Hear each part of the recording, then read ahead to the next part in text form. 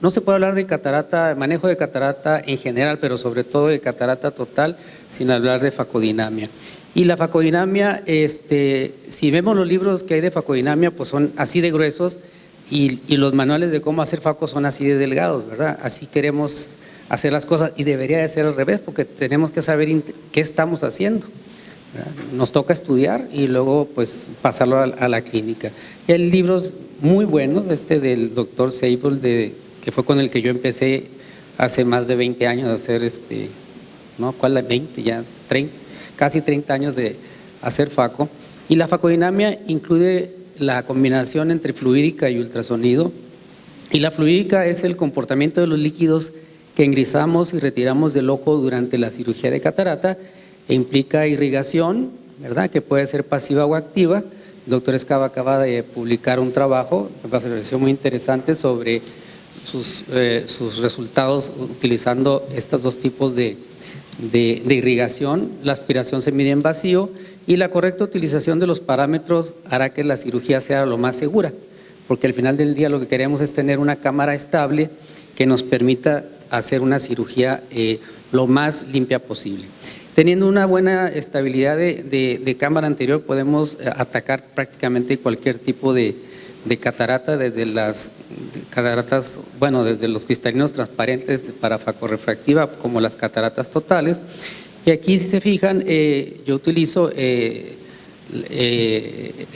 parámetros relativamente altos, 450 de vacío, 45 de flujo, y la energía dependiendo de lo que necesite el paciente. En este caso es con burst, para poderme meter fácil al centro del cristalino. Y yo lo hago de dos formas, o meto primero la punta del faco en el centro y luego me voy al ecuador a hacer la fractura, o al revés, primero me meto al ecuador con el segundo instrumento y luego hago la emulsificación. Y como todos sabemos, hay tres tipos básicos de ultrasonido: el continuo, pulsado y el burst, pero ahora ya se pueden modificar y combinar al mismo tiempo. Este es un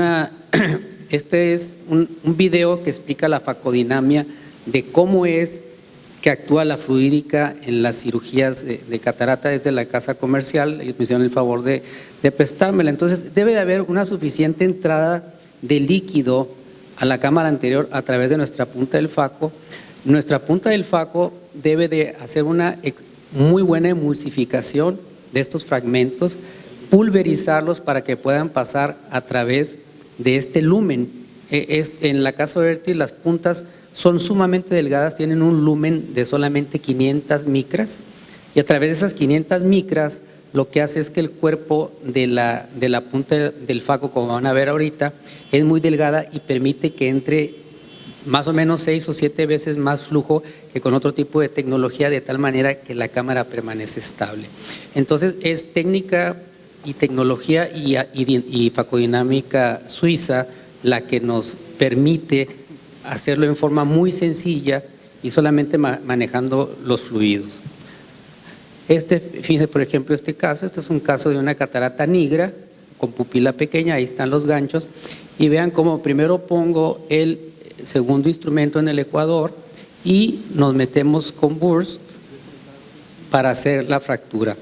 El problema en estos casos es que nunca sabemos si vamos a tener una placa posterior que nos dificulte la fractura hasta la parte posterior del cristalino, porque cuando eso sucede nos quedamos muchas veces como con un platón, una charola, que es mucho más difícil sacar. Pero ahorita les voy a decir cuál es la solución para cuando queda ese tipo de charola. Y se fijan, básicamente es siempre la misma técnica. Yo nunca cambio de instrumentos, lo único que cambio son mis parámetros. Entonces aquí estoy metiendo la punta del faco en burst y haciendo el corte con el chop. No todos los chops, no todos los cortes son efectivos, a veces algunos no cruzan la mitad del cristalino, y si no lo cruzan, pues obviamente no es posible emulsificarlos. Pero vean el poder que tiene esta punta. Esta punta es bien acampanada y dentro de esa campana tiene 3 anillos, lo que hace que esos 3 anillos, cuando están emulsificando y vibrando a 38,000 veces por segundo, si lo multiplicas por 3, porque tiene 3 anillos internos, hace que la emulsificación sea más efectiva. Este es otro caso donde tenemos un caso complejo donde toda esta zona de la zónula está perdida, ¿verdad? Y aún así vean la estabilidad que se logra en la cámara. Y esto es a través de pura fluídica, no es a través de sensores complicados, ni complejos, ni mucho menos. Y se fijan, a pesar de ser estos casos tan complejos, podemos realizarlos en forma adecuada. Últimamente estamos haciendo un estudio para revalorizar el uso del ultrasonido continuo en cataratas muy duras, en cataratas muy brunescentes. Y lo que hacemos es hacer un pequeño pozo en el centro, un pequeño pozo de aproximadamente 3 milímetros, tratando de llegar a un poco más de la mitad del grosor del cristalino, ¿sí? Para que aquí se forme una pared, y esta pared nos va a servir para podernos detener esta punta acampanada. Esta técnica no es reproducible con otro tipo de puntas que son curvas y delgadas. Este tiene que ser con puntas acampanadas de este tipo. Y para eso usamos ultrasonido continuo con bajo vacío y bajo flujo. Entonces, toda la energía de ultrasonido que se está utilizando en el cuerpo del cristalino. No es algo no es ultrasonido que estemos desperdiciando en cámara anterior, ni mucho menos.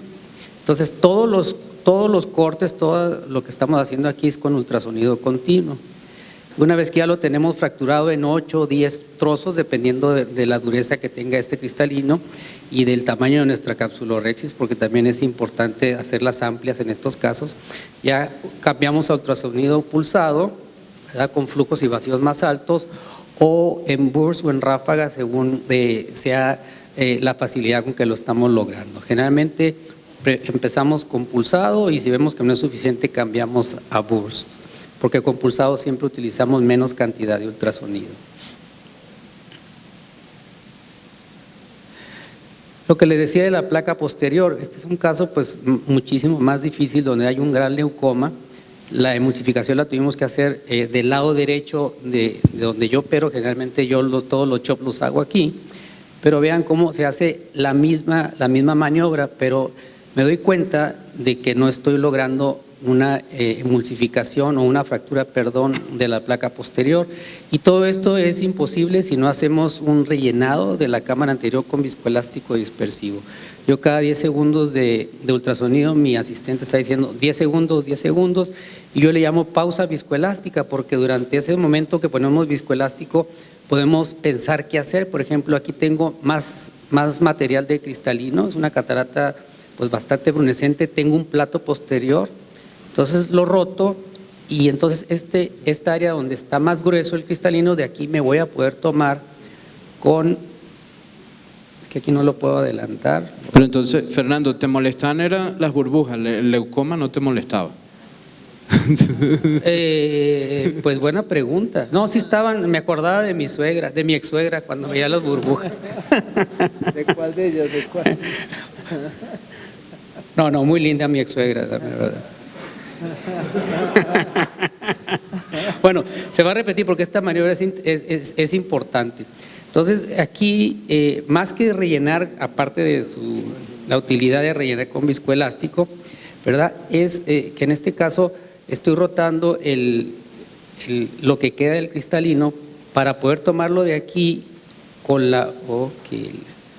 me van a tener que creer, pero se toma con la punta del faco, y con el segundo instrumento se hace un flip, o sea, se empuja hacia arriba, lo tomo y con el segundo instrumento ya lo volteo, y ahora sí lo presento, la placa posterior la presento directamente a la punta del faco, y aquí sí utilizo flujos un poquito más bajos, pero con ultrasonido continuo para poder emulsificar esa área. Yo sé que Lucho me va a decir, yo con el ultrachopper eso lo hubiera hecho en menos tiempo que tú, bueno.